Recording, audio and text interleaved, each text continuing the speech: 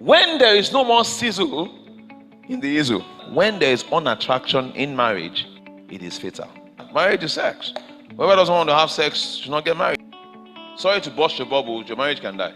What we should fear in Christendom is not divorce. Christians can be quite hypocritical. People want to keep a facade. They don't really care what the actual is. Because Christians don't even know that you should date. It's that dating ought to continue after marriage. Listen, whatever you have to do to get it, you have to do to keep it.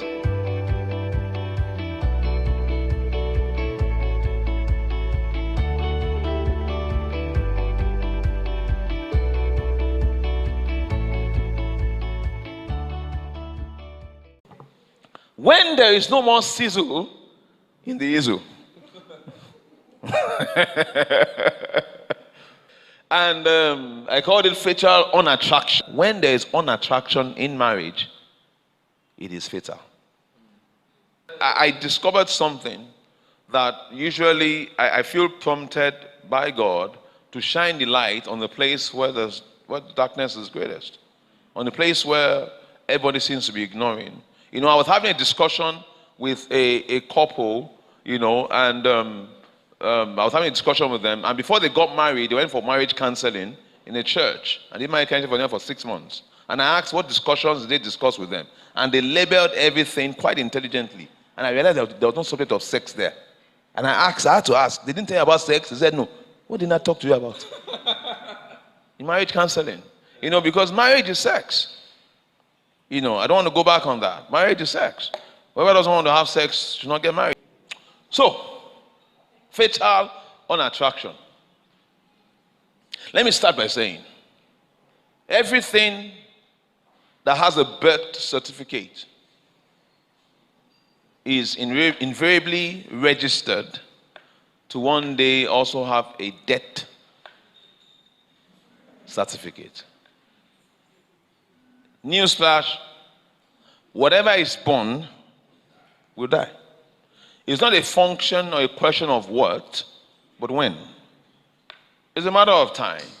The moment a person is born, as they grow older, they're actually one day closer to their day of death. It's a sad way to look at it, but true nonetheless. That's why Moses, the psalmist, said, teach us to number our days, that I may apply our hearts to wisdom. Because death is inevitable. Death is inevitable. It's just a function of time. If it's born, it will die one day. Amen. If it's born one day, it means that it has qualified to also die one day. When we understand that, then I want to ask us a question. Do we have a certificate for our marriage, which will represent our marriage birth certificate? That's on the day that we got married. If that marriage has a date it got married, then our marriage can die. Anything that is born qualifies to die. Yeah. The Bible says in Hebrews chapter 9 and verse 27, it is appointed unto man once to die. So death is an appointment. Death is an appointment. Sorry to burst your bubble, your marriage can die. Can I tell you the worst death? Coma. The person is not here, is not there. If they are not alive, they are not gone either. What we should fear in Christendom is not divorce. That's the exception, even though it's quickly becoming the order of the day. But that usually is the exception. The worst one is when marriages go into a state of stupor, where they are neither alive nor dead, usually Christian marriages. I don't know, that's why I said Christians can be quite hypocritical. You know, I don't know whether you see it, I don't know whether you would know it when you see it, when you see couples smile in church, and then when they get home, everybody goes their way. Because we're in a Facebook on life-like world. I don't know whether you get what I'm saying. You know, people want to keep a facade, but they don't really care what the actual is. That's the world that we're in, the Facebook world. Christian marriages get into a place where they just coast along. I hope you know there are families where divorce is not even allowed. It's a taboo. It's found out. They don't care whether you're beating each other. They don't care whether you're unhappy, but you don't separate. It lets us to know that things will naturally die if not attended to. Let me ask this. How did we get to love each other so much? When I say each other, I mean husband and wife. How did we get to love each other so much? And you must understand, at times, couples are not in a good place. At times, the years have not been fair to them. And even when you ask that question, people look at you they look at you the way a dog looks at the tire for a piece on it, sideways. They look at you as if you're speaking French because they can't even remember if there was ever a time when they actually loved each other. And you hear people who deny it, they will say, no, we never did. That's insane. How could you have married? It's not possible. But people forget. Now,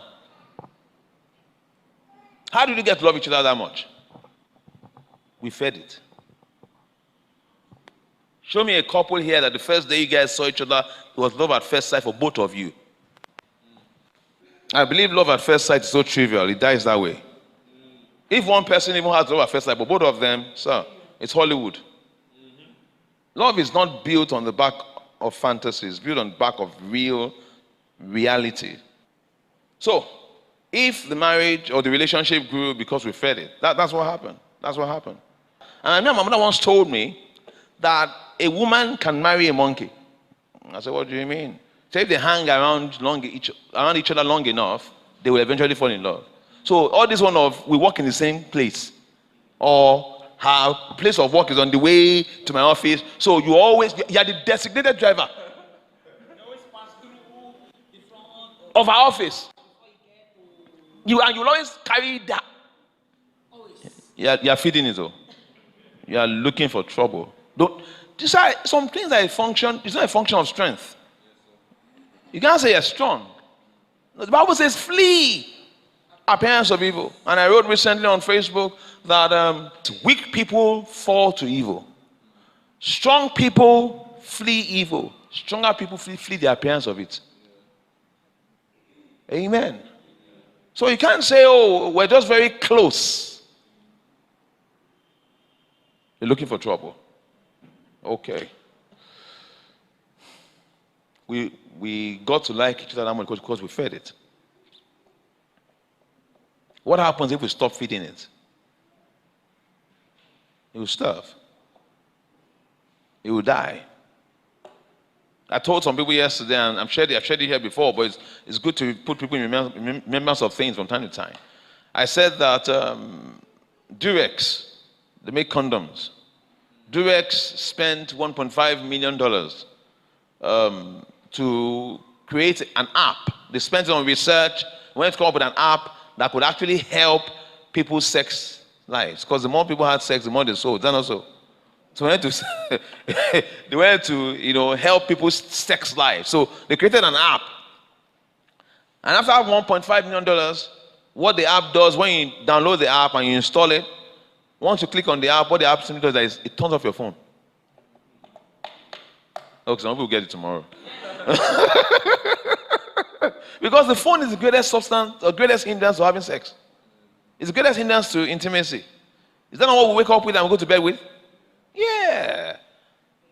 Sadly so. And people that shouldn't have any access to your bedroom are constantly there with you because you're constantly chatting with them. And you now say, no, we don't allow me to enter our bedroom. Okay.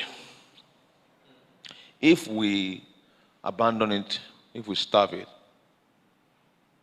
it will die. There's no eternal love. It will die. Let's begin to bring it to a close. As I go into the borderline of the things that kill or cause love or intimacy to die. in the book of Proverbs 26 and verse 20, it says, "For lack of wood, the fire goes out. And where there is no whisperer, contentions quiet down." So if you don't put any wood in, it said the fire will die. I love each other. These guys don't know what we're talking about. They're not even married yet. So as they're sitting beside each other, because their hands are touching each other. Okay. How many people here actually their hands are touching their wives, their spouses' own? My own husband is on the other side of You guys are on the other side of town. You are in America, he's in China. Their bodies are touching each other. And then that pra sound you hear, it's not the microphone, no. It's actually sparks. This one is the chair he's putting his hand on, not her. It's the chair. You guys don't know what we're talking about, right? You don't know. It's still doing you. Gish, gish, gish. Yes. Oh, there's no spark. There's no spark, Joe. I didn't even know you had touched me initially. Jesus said somebody touched me. Amen. Yet, there's a way by which we can maintain the sparks. There's a way by which we can preserve the love. Preserve all the gish gish. Right? Okay. Causes of death to relationships. Number one, most natural cause of death is old age. That's the most natural cause of death. It grows old. And I hope you know we're growing old. Yeah, newsflash. Growing old. So your body does not look like it used to look. Hello? Your body doesn't look the way it used to look. Unfortunately. There was a time when no matter what I ate, it didn't matter. I don't know what happened. And you know what makes you feel sad? It's when you feel as if your stomach, and sadly, my wife is not encouraging because she likes it. I don't understand. And we have pillows on the bed. She too likes it. Wonderful. Yeah. Even you. You can imagine. But I feel even more sad when I see some of my contemporaries and like, you guys have lost weight. Now, this is why I'm not encouraging no one. You're talking to them and your eye just keeps catching their stomach. You think it's bulging out. Is he pregnant? Because men cannot carry babies, so you can't ask him, but you're suspecting. And for the women, straight marks come in. And bombs where there used to be straight roads. Speed breakers. They kill the speed. You can't go out like you used to go, as fast as you used to go. It kills the speed. Yeah. So old age, greatest cause of death. Number two, time and familiarity. Somebody was citing an experience recently that when she and her friends were still going out, that she went to go and use the toilet in his house. And it was one of those time bombs. The time bombs, the ones that when you finish, you want to enter the toilet for the next 3 hours. 3 hours. So it was a time bomb, and then she now couldn't leave the toilet because she didn't want the guy to enter and smell that. Say, what died in you? So she stood there and she wouldn't leave. She was like, this smell should go. She said, but now that she's married, she and her husband, they fart in each other's presence. Or she farts in his presence. That's what she said. Yeah, that's what she said.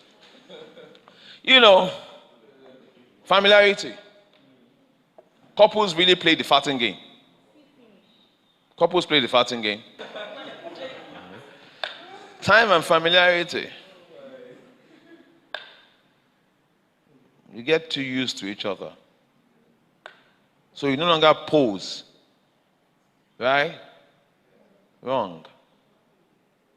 Thank God. We're having a guest minister come next week Sunday. So he's graced in the area of relationships. He's coming to talk about dating before and after marriage. What a fantastic subject. Because Christians don't even know that you should date. Some people are saying the dark ages. When people ask me, should we date? I'm thinking, you are dated. Yeah. So, but what we also fail to realize that dating ought to continue after marriage. Listen, whatever you have to do to get it, you have to do to keep it. Is that not so? When last did we take our spouses out on a date? Time and familiarity.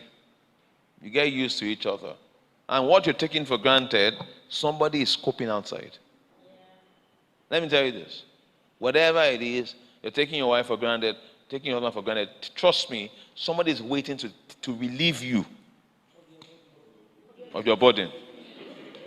You remember I just saw a video on social media, one husband that was waiting for the wife and started packing a load out. And I was begging the man, was packing a load out. As I was packing a load out, his neighbor was collecting load and putting it inside the house. Until the guy realized, where's all the load? The neighbor said, I put it inside. He said, no, go and bring my It was with his own hand, he started carrying his thing back. At times, we don't value what we have until it's gone. Listen, your wife is still hot. Your husband is still a bobo. There are people dying for them right now. Let's not get too familiar. Number 3, taking our positions for granted. What's our position? That I got them for life. Wake up. Don't smell the roses. We're in the 21st century. Smell the coffee. Wake up, man. You think you got them for life? Wake up. You know, many times, Christians can be the laziest in marriage because we think they're not going anywhere. So we take them for granted. You feel as if we came, we saw, we conquered. You know, and you know, the man usually feels like that. Is your wife a trophy? And for the women will do everything to get into your house. Yeah. If they don't like something, they will say they like it. They will smile and all that. And I hope you know that once you get in the house, then they show their true color. Oh, here we are. Yes. It swings both ways. And when they posted something this morning, it's just brilliant. I mean, you can't just say it better. And it was saying something like, don't just say, keep accepting me the way I am. That improve. That nobody wants rubbish. Or nobody wants nonsense. I was like, Baba. And it's true. Nobody wants nonsense. You know, at times, spouses are just behaving nasty, and they know. But they just feel content. They're not going anywhere. And start acting irresponsibly. It's dangerous, sir. It's dangerous, man. Let me tell you this. Your wife is a good person. Your husband is a good person. But all they need is just one sleep. And I know you think I said one S-L-I-P. I said one S-E-L-E-E-P. You don't need to sleep once. Did you get it? Did you get it? One sleep. How well trained is your dog? People pride themselves in training their dogs, and they will say things like, oh, this dog is so well trained, you give it food, and when you eat it, it has been discovered those people enforce a show of strength and authority on those dogs. Especially if they're very wild dogs. They train them to stupor. But if those people ever have an injury or they show a sign of weakness, those dogs will feast on them. How well trained is your dog? Oh, my dog, no matter what you give it, no matter how starved it is, it will eat what I tell it to. Okay, let's move on. Number 4, lack of continued effort. You used to keep the house clean, but now you're married. You don't really care anymore, right? You don't need to make effort, right? Lack of continued effort. Yeah, I'm going to get deep with it. There are wives, husbands, that you're not making effort in the bedroom. Yes. Lazy bones.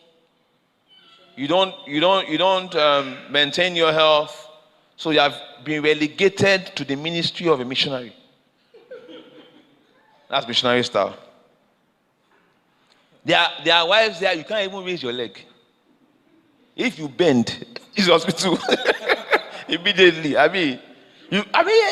It's just missionary. Are you that religious? No, it's the same style you have been doing the 3 stars. Missionary, doggy, and it's doggy number 1 or conventional doggy. and butterfly. Some of you don't know what I'm talking about. And that's what I've been doing for 55 years of marriage. You get boring now. And if you want to leave, they're like, "It's spending me."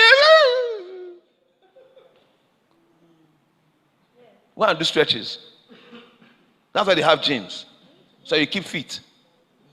Keep it alive. Keep it real. Keep it bubbling. Keep it sizzling. Scissors.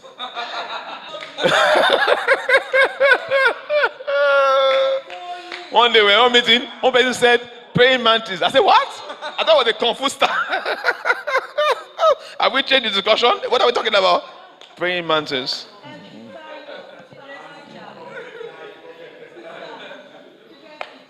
Let's continue putting effort. Can I say something to you? My wife doesn't probably know this. Doesn't probably know what I'm about to say. I try and put effort every time we're making sex. You know why? Because I want her to look forward to it next time. I don't know about you. I don't like being a boring audience or being a boring, what's the word? Is there audience? Performer. We'll do that for our 45th anniversary. But we no longer do any more business ministry, nothing. We know after that, it's just retirement.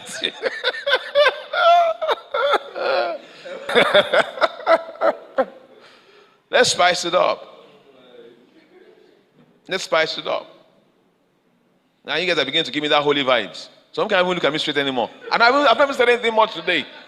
I mean, I've not said much. I'm just warming up. Number 5, negligence. We starve it out.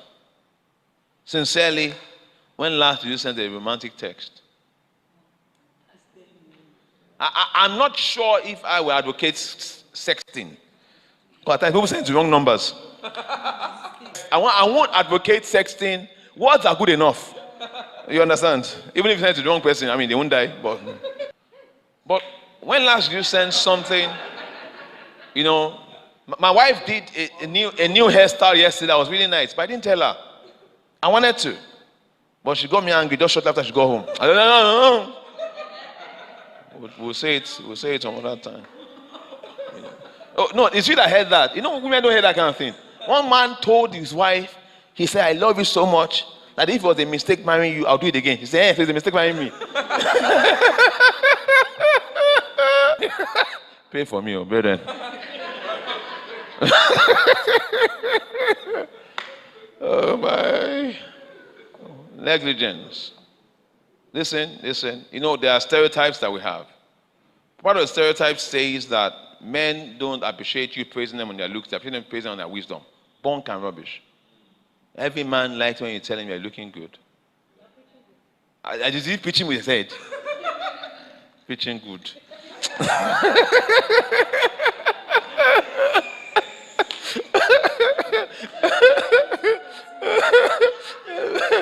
I know. You know what the irony is. You know what the irony is. Somebody will tell them on your behalf. I will tell you where we get My wife actually tells me when I'm dressed up, say, Bobo. But I think she doesn't know where she learned it from. But I remember that today. Shortly after we were married, I think she was just pregnant then, or it was just shortly, not long after we had gotten married. One day I dressed up, and in those days, you would have thought that was a profession. I dressed up fully. She said, "What are you feeling like?" And one other lady was there. I said, "But it's looking nice now. Where Fepo?" Oh, yeah, Jekini. Kabete. Oh, Fepo. Yeah, because if you don't tell him, somebody else will. When last did you? Oh, your hair is fine. Your hair is fine. It's very fine. When last did you tell your wife that she was looking sexy? Or isn't she? Oh, she is. You just have to open your eyes to see it. Because if you're not seeing it, somebody else is seeing it. And let me shock you. One guy was chasing her in the workplace years ago. And she eventually felt like when she finally gets pregnant, this guy will leave her. She got pregnant, the guy still kept chasing her. Until when she was like 8 months pregnant. And the guy was still like, "Baby, you know I've been chasing you." I said, "Are you mad? Can't you listen?" She said, "I want you plus the belly. I will even take the child." You better appreciate them. you better damn well appreciate them. Because if you don't, somebody else will do that on your behalf. Yes, I love this number 6. Incompatibility. Now that's the word that's been greatly misunderstood. Because we used to hear those words in those days, compatibility. Are they compatible? Are they compatible? And what we felt they were saying was, are they similar? No! In fact, the more different you have between husband and wife, the more compatible you can become. Because compatibility simply means you having strength in the person's weaknesses. And vice versa. And I was using an illustration, just the other day, about back in the days of communities and villages. A village over time will have evolved its strength in warfare. But those villages will have weaknesses in farm produce. Another village or kingdom will have exercised its own strength in farm produce. So they would strike a covenant, usually through marriage or through paying tributes or what eventually became tithes. They will strike a covenant with each community so that they will protect the farming community, and farming community will provide. That's what compatibility is. So the more different you and your spouse are, the more advantageous it is for your relationship, because that means that some people, their differences is not more than 50-30. So that means that they have only 80%. But some people's differences is 50-50. One person in that direction, the other person completely in the other direction. Trust me, they have 100%. So what is compatibility? It's coming to a place of compromise. To realize that their difference is not a difficulty. The fact that they're different from us, the fact that our spouses are different, doesn't mean it's a problem unless we make it one. And let me tell you this, ironically, the things that you contest the most in your spouse, usually what they're praising them the more outside. Good illustration. The guy has a crazy, terrible sense of humor. So guess what? He's the life of the party. When he's in the office, after closing, everybody comes around his table, especially the young ladies with their mini skirts that have a slit. How can a mini skirt not have a slit? And then there's slits, there's hits. That was one that's in the front. How can a mini skirt have? As I was saying, and they'll come and say, "You're so funny." The guy will not close from the office and go home. Guess what the wife says at home? Allah Kori. So for those that don't understand Yoruba, say you can't even take anything serious, useless man. Everything, just laugh. Is everything laughter? Is everything a laughing matter? So what happens? He wants to stay more at work, because that's where his fans are. Everybody wants to go where their fans are, and doesn't want to come home, unless when he has to, just come and sleep. Can I say this? For wives that their husbands are not born again, I don't know why it's really more than the reverse. You hardly will find a case where the husband is born again and the wife is not born again. Have you realized? Husband will just say, "Follow me to church." But if the wife gets born again, and I know a particular scenario in which what got them hooked on each other was that the fact that they used to go and drink beer together. That's what they love the most. They would drink themselves. Why? They would drink themselves silly, and they now got married, and we're still hooking the beer and hooking the clubs. And it was a trip for them to go to which one is the next winning club, and then the wife now gets saved. And then she doesn't apply wisdom and start doing holier than thou. You lose your husband. I've told a Christian wife before, if your husband asks for beer, serve him. The only reason why I'm not allowed to serve him beer if it's not cold. Refrigerating. It's just being smart, is it not?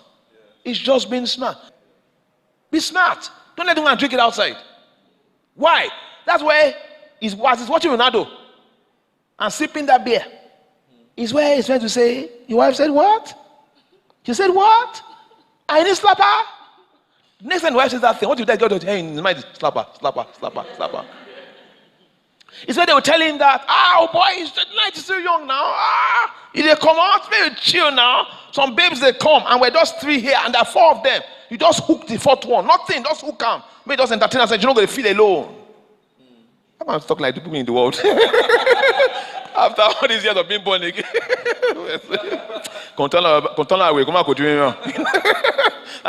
When a madman is insane before, even when he's cured, you see it in his eyes. He doesn't look at you. Well, you know what I'm talking about. That's what happens. It's better drunk at home. Praise God. Okay. Last but not the least, not enough sex. Aha, good place to close. Because I said we're going to make a commitment. Not enough sex. Can I tell you the truth? All these factors combined, actually the sex is where the sizzle is. All these factors we have talked about combined to a natural process whereby as time goes by, your partner becomes less desirable to you. Have you ever bought a new shoe before? First time you ever buy a new shoe, you're so excited. Is that not so? Let me give you a better illustration because we've passed levels of shoes. New car. Oh my God, new car. You're washing it every morning. I don't know where you get what I'm saying. New car. You now get wax. You now what you see. You now shine it. You now smile and see your teeth to say, yeah, I'll show you. You spray dashboard. And if you're not washing it, they're taking the car wash and you tip the guy extra to put extra wax on it. And they don't leave it in the sun for like 1 hour. The thing will melt. Now waxed. That same car. You used to buy a layer meat too. That's a matter of time. That same car. I was jogging around the estate recently and I saw one car. My God, it was beautiful. It had a blue chrome color. Oh my God, it was fantastic. The tires, the alloys, it was a regular 200 Benz. Back in the day, that was somebody's dream. I looked at that car and there was a Datsun parked in front of it, and that Datsun was more desirable. Because his time is far gone. Whatever you have becomes less desirable. But can I tell you a lesson in life? Sadly, I'm a professional in making obituaries. I make obituaries a lot. And I sadly have to sit down in front of loved ones and see the regrets in their face, but not realizing how little time they had left to spend with their spouses, their siblings, their fathers, their parents before they died. And it's always sad to see how they will forever miss the times that they had with them. And those times you come to a realization, whether the sibling or whether the spouse snored is not what matters at that moment. In fact, afterwards, you will find spouses that can't sleep anymore because there's nobody snoring in the bedroom. Isn't that ironic? And all through that person, when that person was alive, that snore was a problem of contention. Is that not sad? And you realize that people come to a place where they only find a thing after it's gone. They only find it after they have lost it. Is that not sad? And can I tell you the truth? If your spouse dies, you will remarry. All things being very equal. You will remarry. But let me humbly say to you, you feel like you have challenges with your spouse, right? Even remarrying might be actually an opportunity at the second start. Unless if you're going to marry somebody of the same sex, you're going to have the same problems. And you know what the difference between them and your spouse? You have already trained your spouse to a certain extent. This one, you're just going to start all afresh. Listen, those things that you feel are the problems, they're the minorities that we're focusing on, that become the majority. If we don't focus on the good that person has, we're missing all the beautiful times we can have together. All the lovely, wonderful times we can have together. So I think I call it a day. The sizzle in the hizzle.